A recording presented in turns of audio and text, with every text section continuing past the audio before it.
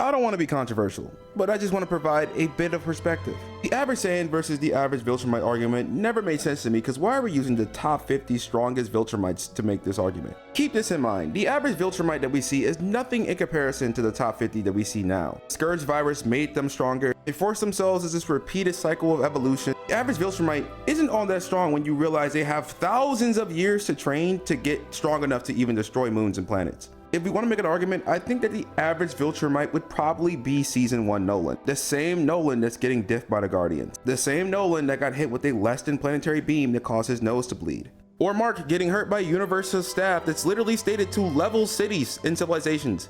And he takes damage from this attack. And even when he picks it up, it knocks him out. It's a city level staff, like come on. And please, don't even get me started on smart atoms because this literally carries the verse. Almost all the mass of an atom is from its protons and neutrons, which obtain their mass from movement of the constituents, quarks and gluons. Smart atoms can order the normal movement of quarks and gluons in order to increase or decrease mass as required. By rapidly changing the masses at different parts of the atom can be made to rapidly move. Conservation of momentum ensures that the overall atom changes velocity when atoms move in the same direction. The object flies or moves with great force. Wait, so you're telling me the reason that Viltrumites are able to fly through planets is because they gain more mass via their smart atoms, and this is not an extension of their raw strength?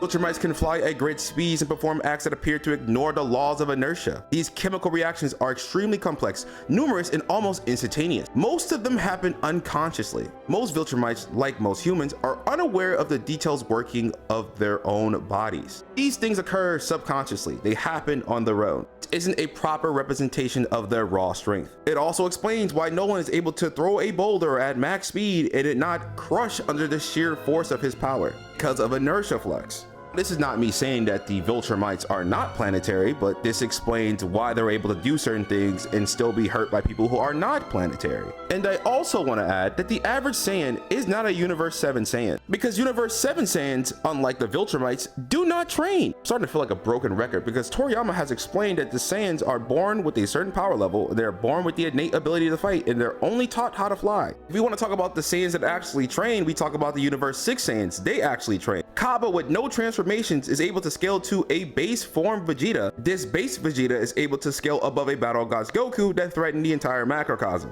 all because he trained. An argument can be made for either position, but if we're talking out flat out, I don't know, man. It seems like the average Saiyan definitely has more of an advantage here.